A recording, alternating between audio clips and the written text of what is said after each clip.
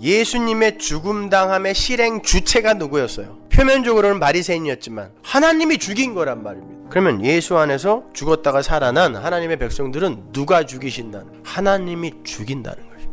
아니 살렸다며 왜 죽여요? 결론부터 말씀드리면 죽어야 살기 때문에 그래요. 그래서 복음입니다. 하나님의 집에서 심판을 시작할 때가 되었나니 만일 우리에게 먼저 하면 하나님의 복음을 순종치 아니하는 자들의 그 마지막이 어떠하며 또 의인이 겨우 구원을 얻으면 경건치 아니한 자와 죄인이 어디서리요. 그러므로 하나님의 뜻대로 고난을 받는 자들은 또한 선을 행하는 가운데 그 영혼을 미쁘신 조물주께 부탁할지어다. 17절에 보면 하나님의 심판이 어디서부터 시작된다 그래요? 하나님의 집. 여기서 집이라고 번역된 단어 오이코스는 하우스라기보다는 하우스홀드, 가족, 하나님의 가족. 그러니까 심판이 시작되는 하나님의 집은 하나님의 천국 가족이란 말입니다. 만일 내가 지체하면 너로 하나님의 집에서 어떻게 행하여야 할 것을 알게 하려 함이니 이 집은 살아계신 하나님의 교회요. 분명해졌죠? 자, 하나님의 집, 교회에서 심판이 먼저 일어난다? 그리고 나머지는 나중에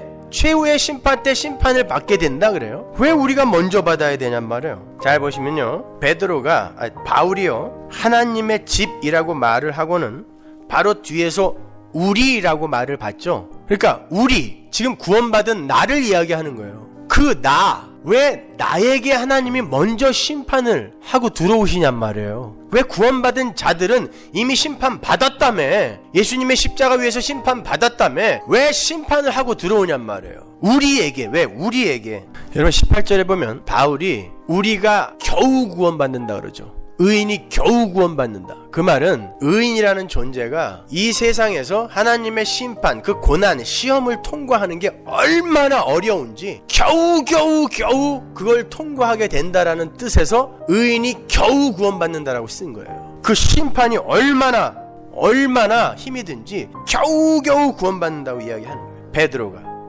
아무나 그 역사 속에서의 심판의 과정을 통과해낼 수가 없다는 뜻이에요. 그래서 끝까지 이겨라, 끝까지 참아라라고 이야기하는 거예요. 한 번 참으면 이만큼 성숙되고 두 번 참으면 이만큼 성숙되는 게 아니라 끝까지 참아야 하고 끝까지 이겨야 할 일이 성도의 삶에 닥친다는 뜻입니다.